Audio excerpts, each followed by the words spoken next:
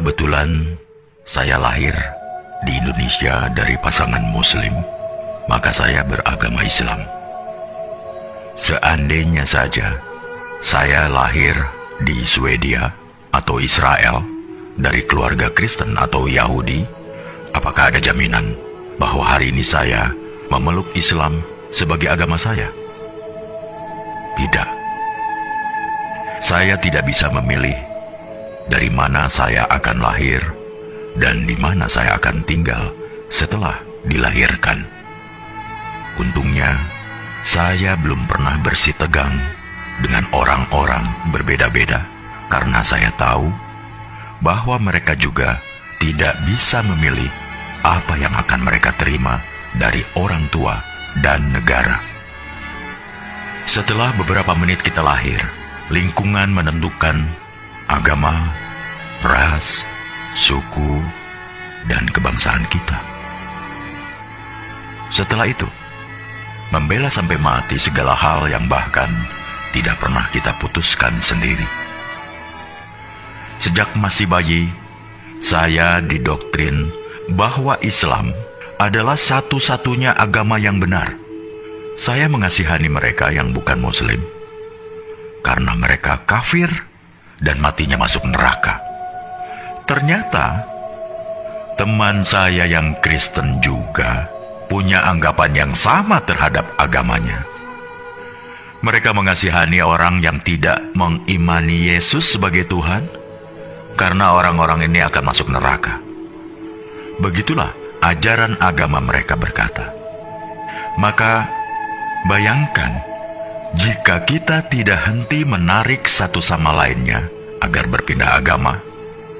Bayangkan jika masing-masing umat agama tidak henti saling beradu superioritas seperti itu.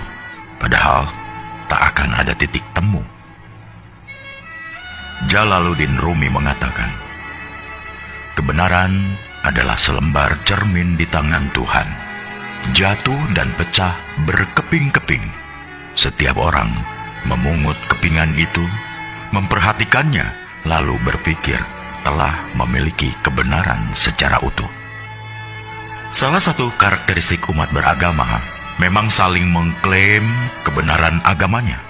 Mereka juga tidak butuh pembuktian, namanya saja iman. Manusia memang berhak menyampaikan ayat-ayat Tuhan, tapi jangan sesekali coba menjadi Tuhan.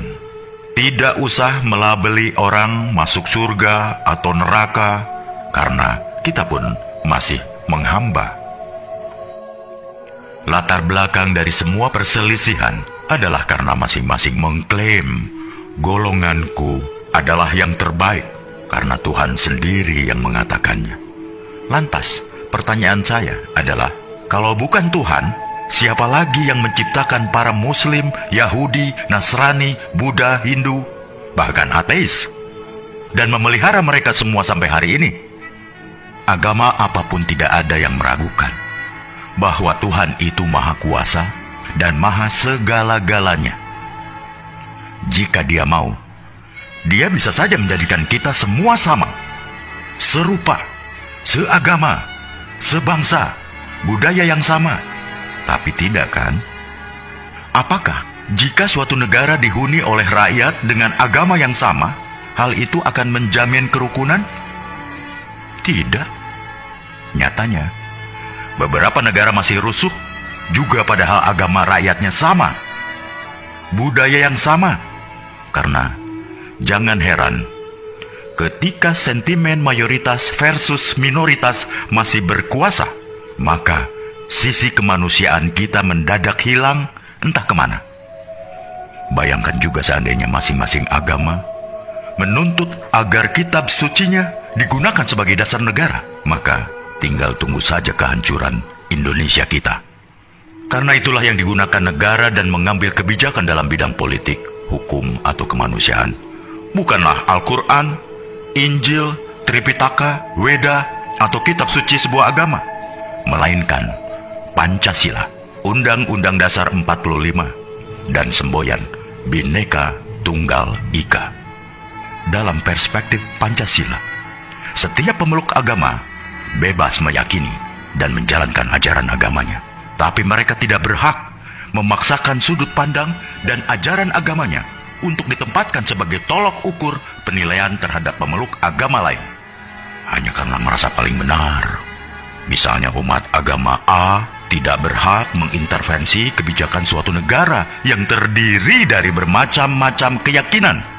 Suatu hari di masa depan, kita akan menceritakan pada anak cucu kita betapa negara ini nyaris tercerai-berai bukan karena bom, senjata, peluru, atau rudal, tapi karena orang-orangnya saling mengunggulkan, bahkan meributkan di media sosial.